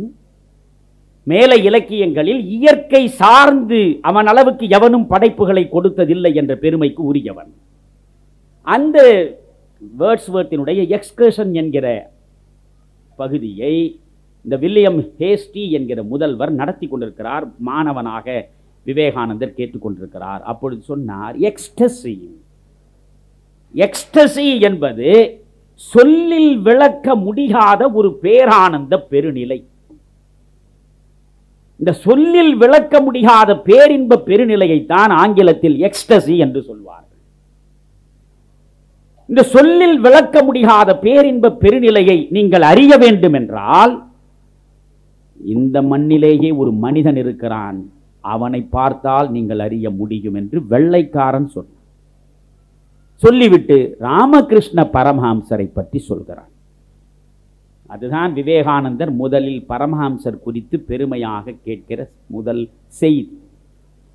எக்ஸ்டசி, பேரின்ப பெருநிலையை ஒரு மனிதன் இந்த மண்ணில் வாழுகிற பொழுதே அடைய முடியுமா? முடியும். அறிய வேண்டுமா? அதோ காளி கோயிலில் உட்கார்ந்து கொண்டிருக்கிறான் ராமகிருஷ்ண பரமஹம்சர், போய் பார்க்கலாம். அதற்கு பிறகும் இவர் அதை நம்பவில்லை. பிறகு இவருடைய உறவினரே பரமஹம்சருடைய பெருமைகளை சொல்கிறார். பிறகு கல்கத்தாவின் ஒரு பகுதியில் ஒரு குடும்பம் நடத்துகிற விழாவில் பரமஹம்சரை நேரில் பார்க்கிற பொழுது கூட விவேகானந்தருக்கு எந்த பாதிப்பும் வரவில்லை. மகரிஷி சாதாரண மனிதனாக இந்த மண்ணில் நடந்து கொண்டிருக்கிற பொழுது அவரை பார்த்த அத்தனை பேரும் ஒரு 30 ஆண்டுகளுக்கு முன்பு, 40 ஆண்டுகளுக்கு முன்பு உடனே ஒரு பாதிப்பை அடைந்திருப்பானா? நிச்சயம் அடைந்திருக்க மாட்டான். நம்மில் ஒருவனாக இருக்கக்கூடிய எவனுடைய பெருமையையும் நாம் எளிதாக புரிந்து கொள்ள முடிவதில்லை. எனவே பரமஹம்சரை விவேகானந்தரால் புரிந்து கொள்ள இயலவில்லை. காரணம், விவேகானந்தர் இளைஞன். பிறகு அவரை வற்புறுத்தி பரமஹம்சர் இருக்கக்கூடிய அந்த காளிக்கட்டத்திற்கு அழைத்து கொண்டு போகிறார். பரமஹம்சரை இவர் பார்க்கிறார். பரமஹம்சரை பார்க்கிறார். நீங்கள் திருவாசகத்திலே கூட மணிவாசகருடைய பாடலை படித்தால் கடவுளை கண்டேன் என்று தெளிவாக சொல்வார். கடவுள் காண முடியாதவன் என்று பேசவில்லை மணிவாசகன், கண்டேன் என்கிறார். திருநாவுக்கரசர் தேவாரத்தில் கண்டேன் என்கிறார், என் கண்ணால் கண்டேன் என்கிறார். இங்கே பரமஹம்சரிடம் கொண்டு போய் நிறுத்துகிற பொழுது விவேகானந்தர் பார்த்தார். கடவுளை நீங்கள் கண்டிருக்கிறீர்களா? விவேகானந்தர் சொன்ன பதில் தான் அற்புதம். கடவுளை நீங்கள் கண்டிருக்கிறீர்களா? விவேகானந்தர் சொன்னார், நீ என் முன்னால் நிற்கிறாயே, உன்னை நான் இப்பொழுது பார்க்கிறேனே, உன்னை பார்ப்பதை விட தெளிவாக நான் கடவுளை பார்த்து கொண்டிருப்பவன். உன்னை விட தெளிவாக கடவுளை நான் பார்க்க என்று சொன்ன பொழுது அவர் வாழ்விலேயே முதலில் கடவுளை கண்டதாக சொல்லுகிற முதல் மனிதனை அவர் பார்த்தார், விவேகானந்தர். பிறகு 3வது சந்திப்பிலேதான் விவேகானந்தருடைய பாதத்தின் மீது பரமஹம்சர் தன்னுடைய பெருவிரலை வைத்து கொஞ்சம் அழுத்துகிறார். இந்த பெருவிரலை வைத்து அழுத்துகிற அந்த கணத்தில் கிடைக்கக்கூடிய அந்த பேரின்ப பெருநிலை விவேகானந்தரின் உடம்பு தாங்கவில்லை. இவன் இதற்கு மேல் தாங்க மாட்டான் என்று உடனடியாக அந்த பெருநிலையிலே இருந்து விடுவித்து விடுகிறார் பரமஹம்சர். அன்று விழுந்தவர்தான் விவேகானந்தர் ராமகிருஷ்ண பரமஹம்சரிடம். விவேகானந்தர் பின்னாலே சொல்கிறார், பரமஹம்சர் யார்? படிக்காத மனிதன், கை நாட்டு, எழுத படிக்க தெரியாத ஒரு மனிதன். 7 ரூபாய் மாத சம்பளத்துக்கு காளி கோவிலில் அர்ச்சகனாக இருந்த மனிதன் தான் ராமகிருஷ்ண பரமஹம்சர். நாம் கோயிலுக்கு போகிறோம், கோயிலில் கடவுளை கையெடுத்து வணங்குகிறோம். ஆனாலும் கூட அந்த கல்லில் கடவுள் இருக்கிறானா என்கிற சந்தேகத்தோடு தான் நாம் இருக்கிறோம். நம் எதிரே இருக்கக்கூடிய இந்த கல்லில் கடவுள் முழுமையாக இருக்கிறார் என்கிற நம்பிக்கையோடு நம்மில் எத்தனை பேர் கோவில் நிற்கிறோம்? ஒரு கால் இருந்து விட்டால் ஒரு கால் இருந்து விட்டால் நாம் கும்பிடவில்லை என்கிற பாவம் வந்துவிடக்கூடாதே. அதனால் கும்பிட்டு வைப்போம். இருந்தால் பயன் கிடைக்கட்டும், இல்லாமல் போனால் அதனால் நட்டம் ஒன்றும் இல்லையே. நாம் கடவுளை அப்படித்தான் அணுகிக் கொண்டிருக்கிறோம். ஆனால் நீங்கள் ஒன்று யோசியுங்கள், எந்த ஆகமத்தையும் அறிந்தவர் இல்லை பரமஹம்சர். வேதங்களையும் உபனிஷதங்களையும் முழுமையாக அறிய வேண்டும் என்றால் சமஸ்கிருதம் தெரிய வேண்டும். விவேகானந்தர் சமஸ்கிருதம் படித்தவர், சமஸ்கிருதத்தின் எல்லை கண்டவர். ஆனால் பரமஹம்சருக்கு சமஸ்கிருதம் தெரியாது, ஆகமங்கள் தெரியாது, வேதம் தெரியாது, உபனிஷதுகள் தெரியாது. பரமஹம்சர் சொன்னதே பிறகு உபனிஷதமாக மாறிவிட்டது. படிக்காத அந்த மனிதன் சொன்னது உபனிஷதமாக மாறியது. அவர் இந்த முறையில் தான் காளியை வணங்க வேண்டும் என்று ஒரு ஆகம விதி இருக்கிறது. அந்த விதிப்படி அவர் செய்யவில்லை. நாம் நிவேதன பொருள் படைக்கிறோம், நாம் சாமிக்கு படையல் வைக்கிறோமே, சத்தியமிட்டு சொல்லுங்கள், படையல் இடுகிற நாம் எத்தனை பேர் சாமி சாப்பிடுகிறார் என்கிற உணர்வோடு படைக்கிறோம்? சாமி சாப்பிடுகிறாரா?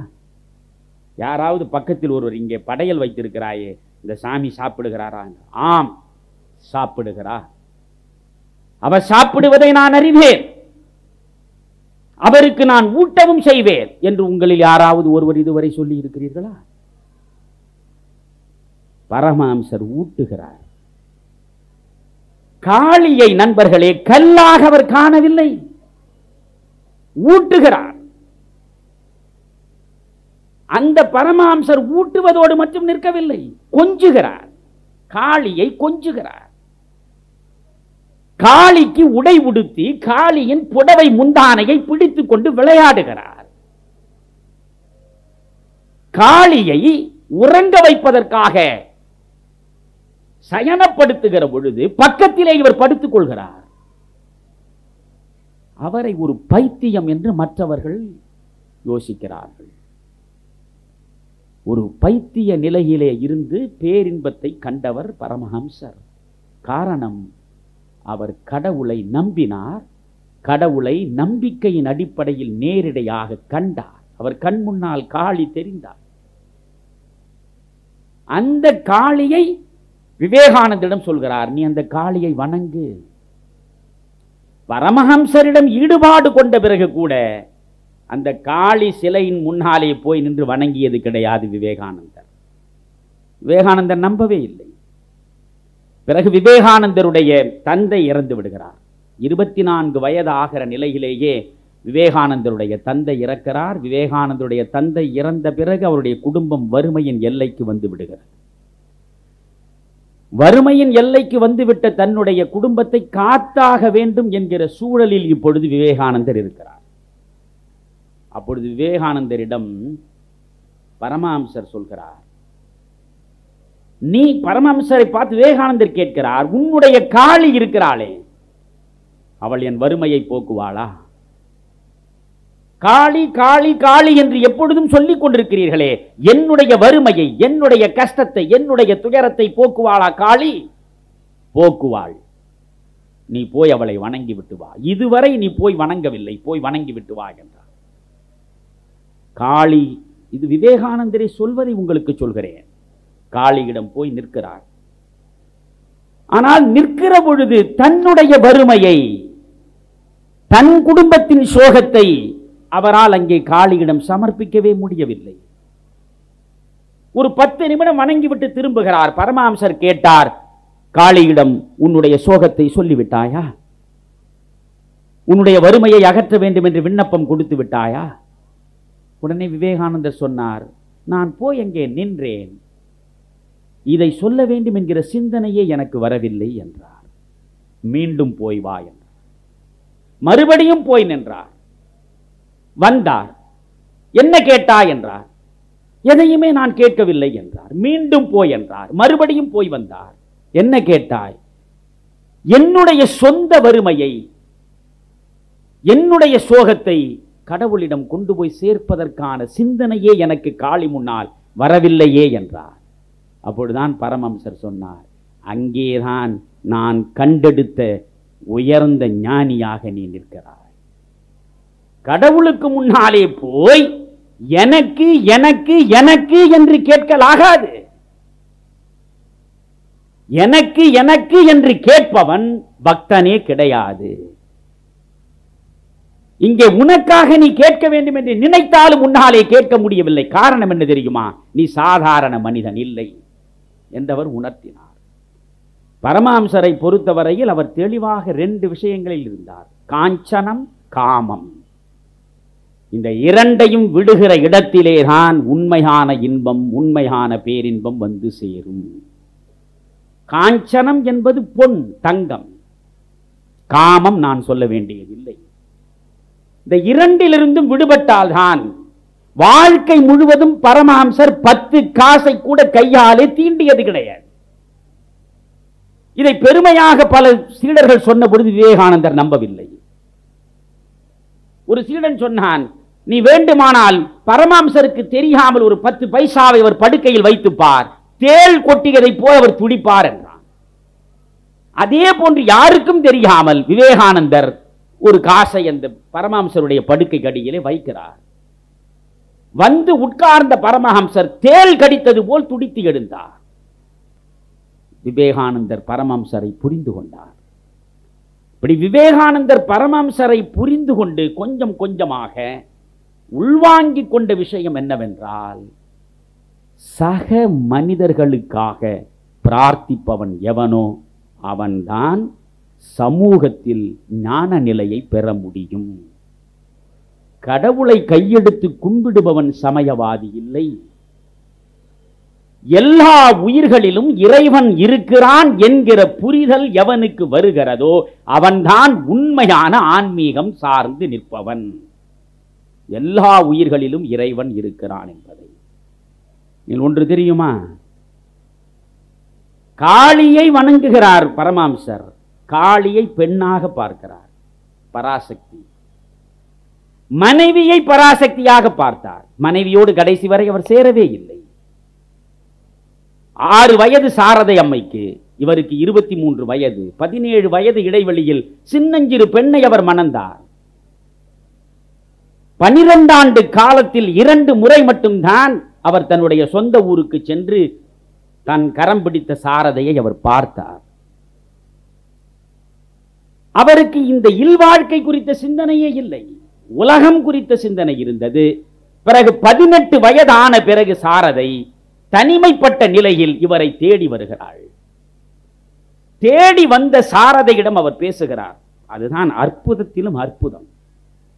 பரமஹம்சரை தேடி கொண்டு வருகிறார்.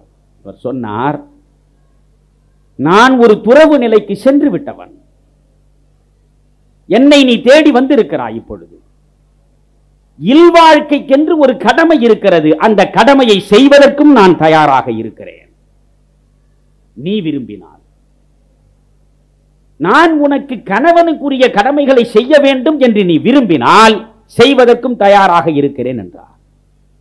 உடனே சாரதை சொன்னார், இந்த தேக சுகத்திற்காக உங்களை நான் தேடி வரவில்லை, உங்கள் ஆன்மீக பயணத்தில் துணை இருப்பதற்காகத்தான் நான் வந்திருக்கிறேன் என்று சொன்னார். அப்பொழுதும் பரமஹம்சர் நம்பவில்லை. ஏனென்றால் புறப்பகைகளை விட மிக வலிமையானது அகப்பகையாகிய காமம். காமம் வெல்வது அவ்வளவு எளிதல்ல. அதனால் பரமஹம்சர் என்ன செய்தார் தெரியுமா?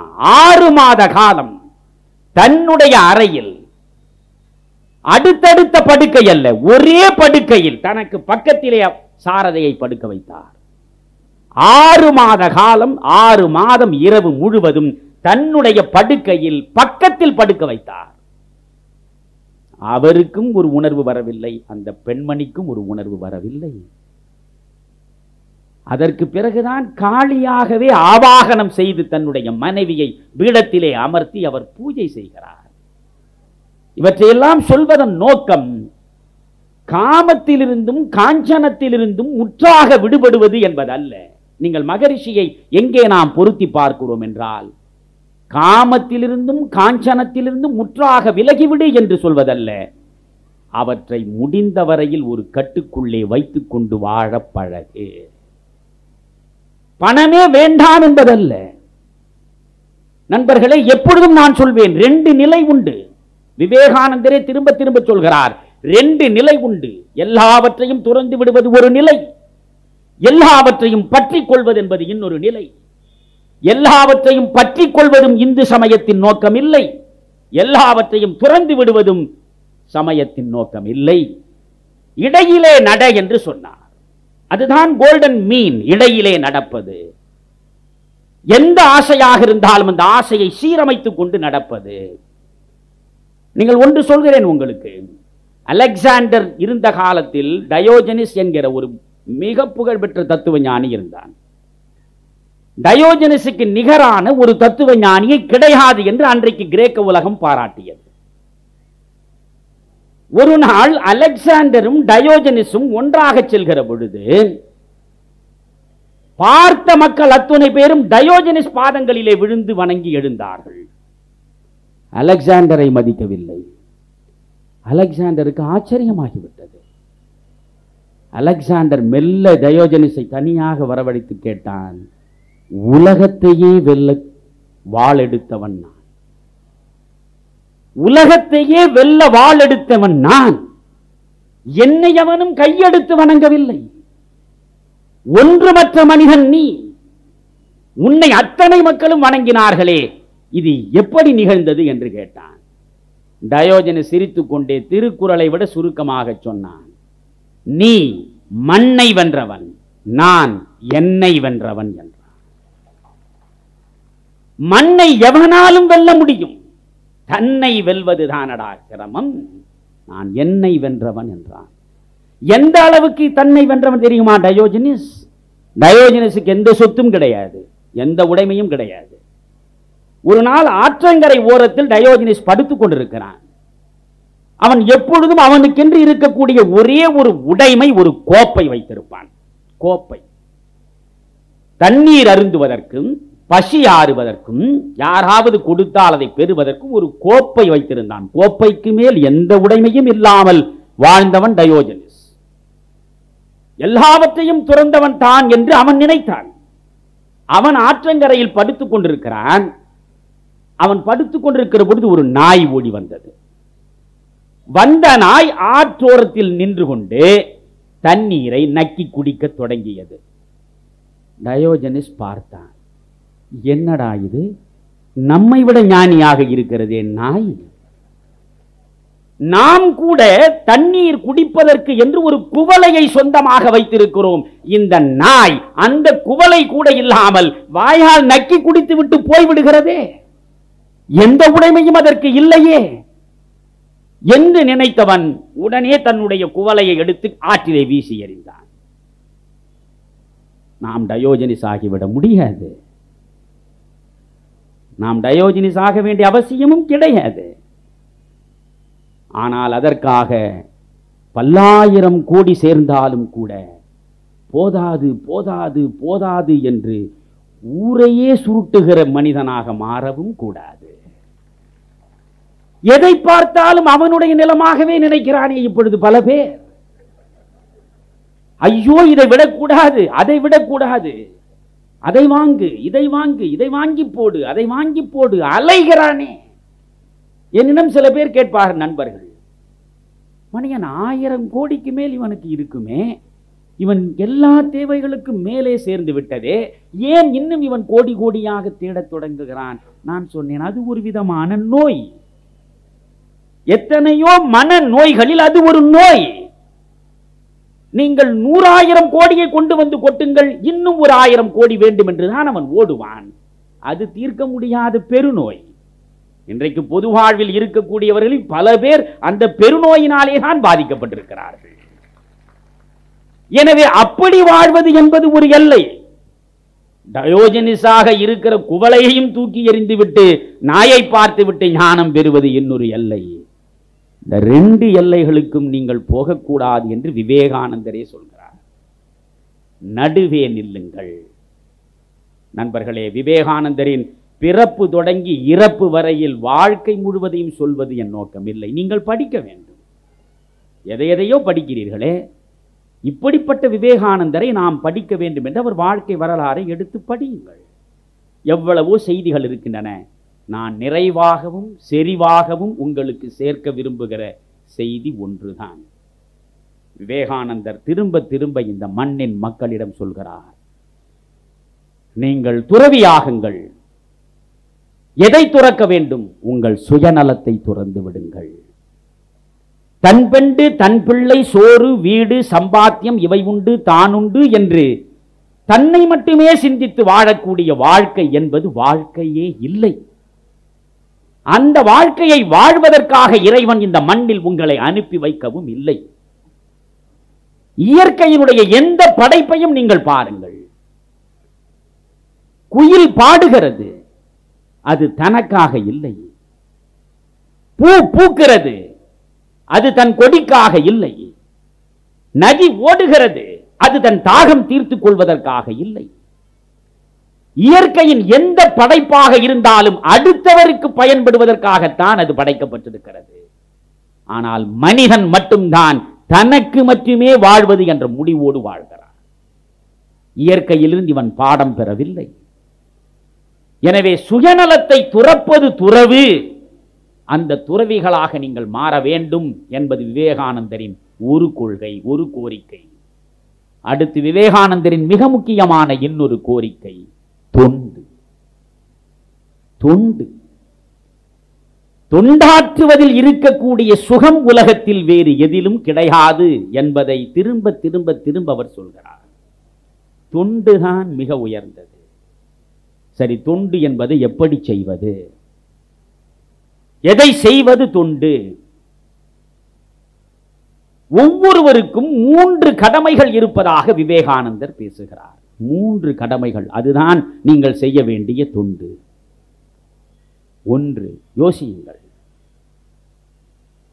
அறிவற்றவனுக்கு கல்வி கொடு, அது நீ செய்ய வேண்டிய அரும் தொண்டு.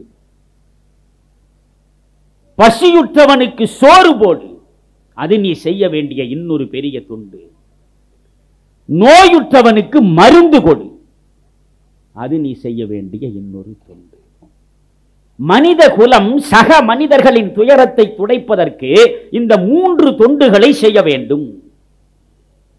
அறிவற்றவனுக்கு கல்வி, பசியுற்றவனுக்கு சோறு, நோயுற்றவனுக்கு மருந்து. ஒன்று தெரியுமா உங்களுக்கு? இந்த மண்ணுக்கென்றே ஒரு மரபார்ந்த பெருமை உண்டு. கல்வியை காசுக்கு விற்று நம் முன்னோர்களுக்கு பழக்கமே கிடையாது. கல்வி என்பது இலவசமாக தரப்பட்டது. இலவசமாக கல்வியை தந்ததனாலேதான் அவனுக்கு ஆச்சாரியன் என்று பெயர். ஆசிரியன் வேறு, ஆச்சாரியன் வேறு. ஆசிரியன் என்பவன் தான் இன்றைக்கு நம் முன்னாலே இருக்கிறான். நானும் ஆசிரியனாக இருந்திருக்கிறேன். ஆசிரியன் என்றால் யார்? வயிற்றுப்பாட்டுக்கு வழி தேடிக் கொள்வதற்காக தன்னுடைய அறிவை விற்பவன் அவன் ஆசிரியன். ஆச்சாரியன் என்பவன் ஆசிரியன் இல்லை. ஆச்சாரியன் யார்? தான் பெற்ற ஞானத்தை சாவதற்கு முன்பு அடுத்தவன் தோளில் இறக்கிவிட்டு போக வேண்டும் என்கிற பொது நலத்திற்காக அறிவை கொண்டு வந்து கொடுப்பவன். எதையும் பெறுவது கிடையாது. குருகுலம் நடந்ததே, குருகுலத்தில் தங்கிய மாணவர்கள் அரசனுடைய மகனாக இருந்தாலும் இதை கொடுத்து விட்டு படி என்று யாரும் சொல்ல மாட்டான். எனவே கல்வியை காசுக்கு தருவது என்பது இந்த மண்ணில் கிடையாது. 1. சோறு, சத்திரங்களை எதற்காக வைத்தார்கள் நம்முடைய முன்னோர்கள்? எந்த சத்திரத்திலும் காசு வாங்கி கொண்டு சோறு போட்டதாக வரலாறு கிடையாது. யார் திண்ணை வைத்திருந்தான்? ஒவ்வொரு வீட்டு வாசலிலும் முன்பு திண்ணை தான் இருக்கும். திண்ணை இல்லாமல் வீடே கிடையாது. ஏன் வைத்தான்? நெடுந்தூரம் நடந்து வரக்கூடியவன் இளைப்பாறுவதற்கு அமர ஒரு இடம் வேண்டும் என்று அவன் நினைத்தான். அதனால் வீட்டின் வெளியே ஒரு திண்ணையை வைத்தான். அப்படி எவனாவது ஒருவன் வந்து அமர்ந்தால் இவன் உடனே வந்து அவன் தாகம் தவிர்க்க தண்ணீர் கொடுப்பான், மோர் கொடுப்பான், பசியாறி விட்டு செல்லுங்கள் என்று உள்ளே அழைத்து விருந்து வைப்பான். நீங்கள் பெரிய புராணம் இருக்கிறதே 63 நாயன்மார்களுடைய இந்த பெரிய புராணத்தை நீங்கள் கொஞ்சம் தயவு செய்து பாருங்கள். இந்த நாயன்மார்களில் பல பேர் என்ன சாதனை செய்தார்கள் என்று பாருங்கள். 63 நாயன்மார்களிலும் செய்த சாதனை என்ன என்றால், அடியார்களை தேடி பிடித்து அழைத்து கொண்டு வீட்டிற்கு கொண்டு வந்து சோறு போட்டு பசியாற்றியதுதான். அதுவரை இவன் சாப்பிட மாட்டான். ஒரு அடியாரும் கிடைக்கவில்லை என்றால் இவன் சோறு சாப்பிட மாட்டான். இவன் குடும்பத்தில் யாரும் சாப்பிட மாட்டார்கள். ஒரு அதிதியை அழைத்து கொண்டு வந்து சாப்பாடு போடுவது. அதனால்தான் விவேகானந்தர் ரொம்ப அற்புதமாக சொல்கிறார், நீங்கள் இப்படியெல்லாம் பேசிய ஒரே துறவி அவன்தான். மாத்ரு தேவோ பவ பித்ரு தேவோ பவ என்றுதான் இதுவரையில் வேதங்கள் பேசின. ஆனால் நான் சொல்கிறேன் மக்களே, நீங்கள் என்ன செய்ய வேண்டும் தெரியுமா? தரித்திர தேவோ பவ. தரித்திரனாக இருக்கிறானே அவனில் கடவுளை காணு. நீயும் கடவுள் அவனும் கடவுள் என்றால் உன் கடவுள் பசித்து கிடக்கிறான். பசித்து கிடப்பவனுக்கு சோறிடுவது உன்னுடைய முக்கிய கடமை. உன்னுள்ளும் அவனுள்ளும் இருப்பது ஒரு ஆன்மாதான். அந்த ஆன்மாவில் உறைந்திருப்பவன் தான் ஆண்டவன். எனவே ஆண்டவன் வெளியே இல்லை, ஆண்டவன் கோயிலில் இல்லை, ஆண்டவன் சடங்குகளில் இல்லை, ஆண்டவன் ஒவ்வொருவனுக்குள்ளேயும் ஆன்மாவாக இருக்கிறான். அந்த ஆண்டவனை நீ தரிசனம் செய்ய வேண்டும் என்றால் அந்த ஆன்மா பசித்து கிடக்க விடாதே. தரித்திர தேவோ பவ மூர்க்க தேவோ பவ. விவேகானந்தர் சொல்கிறார், பகைவர்க்கும் அருள்வாய் நன்னெஞ்சே என்று பாரதி பாடினானே அதைத்தான். அவன் மூர்க்கன், அவன் மோசமானவன். எனவே அவனுக்கு சோறு போட மாட்டேன் என்று சொல்லாதே. மூர்க்க தேவோ பவ, மூர்க்கனுக்கும் நீ உதவி செய் என்றார். எனவே இங்கே நாம் யோசிக்க வேண்டியது, கல்வியை இலவசமாக கொடுத்த சமூகம் இது. மருந்தை இலவசமாக, பழைய கிராமங்களிலே இருந்த வைத்தியர்களை யோசியுங்கள். நாட்டு வைத்தியர்களாக இருந்தவர்கள் காசு கொடுத்த பிறகு மருந்து கொடுத்தான் என்பதே கிடையாது. மருந்தை இலவசமாக தர வேண்டும், உணவை இலவசமாக தர வேண்டும், அறிவை இலவசமாக தர வேண்டும் என்று வாழ்ந்த இந்த சமுதாயத்திலேதான் இந்த மூன்றும் பாமரனுக்கும் ஏழைக்கும் எட்டாத இடத்திலே போய் நின்று விட்டது. இன்றைக்கு கல்வி சாதாரண மனிதனுக்கு கிடைக்கக்கூடிய இடத்திலா இருக்கிறது. கல்விதான் இன்றைக்கு பெரிய அளவுக்கு வியாபாரம், மருந்து தான் இன்றைக்கு பெரிய அளவுக்கு வியாபாரம். எனவே நீங்கள் வாழ்வினுடைய சாரம் அறியாமல் நாம் எங்கோ சென்று கொண்டிருக்கிறோம் காசு தேடுவதில் என்பதை புரிந்து கொள்ள வேண்டும். தொண்டு என்று சொல்கிற பொழுது சக உயிர்களுக்கு துயர் துடைக்கக்கூடிய காரியங்களில் ஈடுபடுவதுதான் தொண்டு. அந்த தொண்டு செய்பவனாக இருக்க வேண்டும். நான் ஒரு கருத்தை மட்டும் உங்களுக்கு சொல்ல விரும்புகிறேன். எல்லாரும் பேசுகிற பொழுது விவேகானந்தரை பற்றி பெருமையாக ஒன்று சொல்வார்கள். சிகாகோவுக்கு சென்றார். சிகாகோவில் உலக சமுதாயத்தினுடைய எல்லா சமயங்கள் குறித்தும் நடந்த மாநாட்டில் அவர் பேசினார். அவர் பேசிய பொழுது எல்லாரும் லேடீஸ் அண்ட் ஜென்டில்மென் என்று சொன்னார்கள். விவேகானந்தர் தான் முதலில் எழுந்து மை சிஸ்டர்ஸ் அண்ட் பிரதர்ஸ் என்று தொடங்கினார். உடனே அந்த அரங்கமே அதிர்ந்தது கரவொலியில். இப்படித்தானே நீங்கள் கேட்டிருப்பீர்கள். ஆனால் உண்மை என்ன தெரியுமா? அந்த கூட்டத்தில் விவேகானந்தருக்கு முன்னாலே பேசியவர்களில் 2 பேர் சிஸ்டர்ஸ் அண்ட் பிரதர்ஸ் என்று பேசியிருக்கிறார். ஆனால் 2 பேர் சிஸ்டர்ஸ் அண்ட் பிரதர்ஸ் என்று பேசிய பொழுது அந்த அரங்கத்தில் எந்த அதிர்வலையும் இல்லை, எந்த பாதிப்பும் இல்லை. விவேகானந்தர் மேடையில் அமர்ந்திருக்கிறார். அவர் பேசுவதற்காக நேரம் ஒதுக்கப்பட்டது ஒட்டுமொத்தமாகவே 5 நிமிடம் தான்.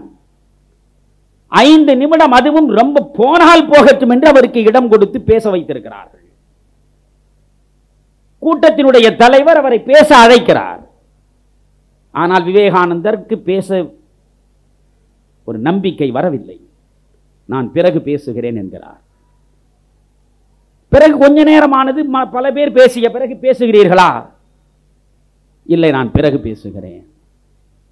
3 முறை மறுதலித்து விட்டு 4வது முறைதான் அவர் பேசுவதற்காக வந்து நின்றார்.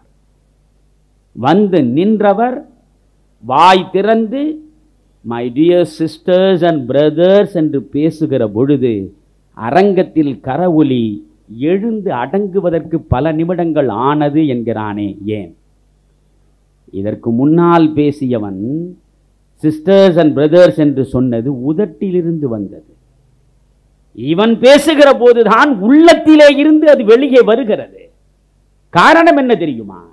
இந்து சமயத்தினுடைய சாரமே ஜீவாத்மா அனைத்தும் பரமாத்மாவோடு இணையக்கூடியவை. இந்த ஜீவாத்மாக்களாக இருக்கக்கூடிய அனைத்தும் கடவுளுடைய அம்சங்கள். இந்த ஜீவாத்மா நாயும் ஜீவாத்மாதான், நரியும் ஜீவாத்மாதான், புலியும் ஜீவாத்மாதான், மனிதனும் ஜீவாத்மாதான். நாயிலும் கடவுளை, நரியிலும் கடவுளை, புலியிலும் கடவுளை, மனிதனிலும் கடவுளை, எல்லா உயிரிலும் கடவுளை கண்டு தரிசிக்கக்கூடிய சமயமாக இந்து சமயம் இருந்தது. அதன் சாரம் அறிந்து அந்த மனிதன் பேசுகிற பொழுது இயற்கையாகவே ஒரு அதிர்வு அலை அமெரிக்காவில் உருவானது. பிறகு அமெரிக்காவே ஏற்றி போற்றி தொழுதது அவரை. 3 ஆண்டு காலம் தொடர்ந்து பேசினார் அவர். அமெரிக்க மண்ணுக்கு சென்றார், சிகாகோ மாநாட்டில் பேசினார், உடனே திரும்பினார் என்பதல்ல. 3 ஆண்டுகள் அத்தனை பல்கலைக்கழகங்களிலும் பேசினார். பிறகு பிரான்சுக்கு வந்தார். அதற்கு பிறகு லண்டனுக்கு போனார், ரோமுக்கு சென்றார். எல்லா இடங்களிலும் அவரை அறிவார்ந்த மனிதனாக ஆறத் தழுவி வரவேற்றார்கள். பேசினார். பேசிவிட்டு கொழும்புக்கு வருகிறார். கொழும்பிலே இருந்து யாழ்ப்பாணம் வந்து யாழ்ப்பாணத்திலே இருந்து ராமேஸ்வரம் வருகிற போதுதான் இந்த சேது நிலத்தை ஆண்ட மன்னர் அவரை வணங்கி வரவேற்று தேரிலே உட்கார வைத்து அரசன் வடக்கயிற்றை பிடித்து இழுத்து கொண்டு போனான். அப்பொழுதுதான் விவேகானந்தர் சொல்கிறார், ஆண்டியின் கால்களில் அரசன் விழுகிற பண்பு இந்த மண்ணுக்கு மட்டும்தான் உரியது. அரசன் காலில் ஆண்டி விழவில்லை, ஆண்டியின் காலில் அரசன் விழுகிறான் அன்று தொட்டு இன்று வரை. காரணம் என்ன? ஆண்டி அனைத்தையும் துறந்தவன். துறக்க துறக்க துறக்கத்தான் உங்கள் வாழ்வின் பெருமை சிறக்குமே தவிர சேர்க்க சேர்க்க சேர்க்க உங்களுக்கு பெருமை ஒருபோதும் வந்து சேராது. துறப்பதிலேதான் உண்மையான பேரின்பம் இருக்கிறது. எனவே நீங்கள் சம்பாதிக்கிறீர்களா? சம்பாதியுங்கள். சம்பாதித்ததில் ஒரு பகுதியை தயவு செய்து சக மனிதர்களின் துயரங்களை துடைப்பதற்கு உதவ வேண்டும் என்பதற்காகத்தான் அவர் சொன்னது தொண்டு. நீ தொண்டு செய்ய வேண்டும், துறவு நிலையில் இருக்க வேண்டும் என்று சொன்னது சுயநலத்தை துறப்பது. நிறைவாக சொல்கிறேன், விவேகானந்தர் 40 வயதை அடைவதற்குள் மூச்சை விட்டார். நீங்கள் யோசிக்க வேண்டும். பாரதி 39 வயசில் முடிந்து போகிறான். இயேசுநாதர் 35 வயதில் சிலுவையில் அறையப்படுகிறார். விவேகானந்தர் 39 வயது முடிந்து 40 நடக்கிற நிலையிலேயே முடிந்து போகிறார். நல்லவனுக்கெல்லாம் 40 தான் வயது. நண்பர்களே, நீங்கள் நினைக்கிறீர்கள் நீண்ட காலம் வாழ்வதுதான் நிறைவான வாழ்க்கை என்று. இல்லை, நீண்ட காலம் வாழ்வதல்ல நிறைவான வாழ்க்கை. எவ்வளவு குறுகிய காலம் வாழ்ந்தாலும் தனக்காக வாழாமல் ஊருக்காக நீங்கள் வாழ்ந்திருந்தால் அதுதான் உயர்ந்த வாழ்க்கை. 40 வயது வாழவில்லையே பாரதி. ஆனால் பாரதி பெற்ற பெருமையை இந்த மண்ணில் வேறு எந்த கவிஞனும் பெற முடியவில்லையே. 40 வயது வாழவில்லையே விவேகானந்தர்.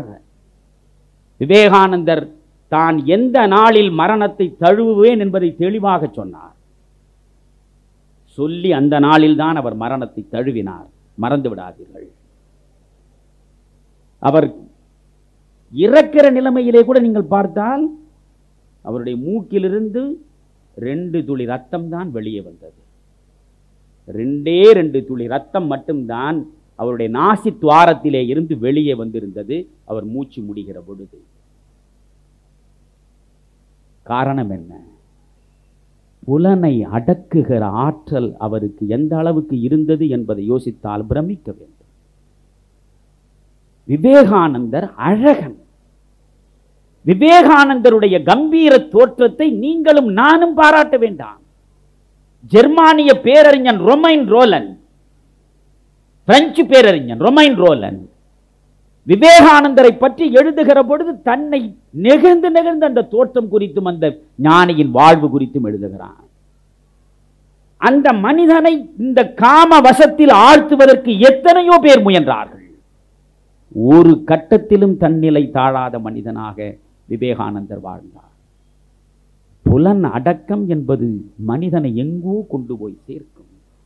நீங்கள் ஒன்று, பெண்மக்கள் இருக்கிறார்கள், ஆனாலும் கொஞ்சம் இடக்கரடக்கலாக சொல்கிறேன் நான். சின்னஞ்சிறு வயதிலேயே காம உணர்வை முற்றாக நசுக்கிவிட வேண்டும் என்ற முடிவிற்கு விவேகானந்தர் வருகிறார். அதற்காக அவர் என்ன செய்தார் தெரியுமா? நீங்கள் குளிர் இல்லாமல் இருப்பதற்காக தணல் மூட்டுகிற அடுப்பு இருக்கிறதே, அந்த அடுப்பின் மீது தன்னுடைய ஆண் உறுப்பை வைத்து கருகச் செய்தவர் விவேகானந்தர்.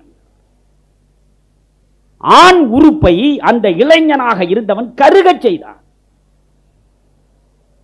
பல மாதங்கள் ஆனது. பிறகு மருந்திட்டு அதை ஆற்றுவதற்கு நினைந்து கூட நம்மால் பார்க்க முடியாது.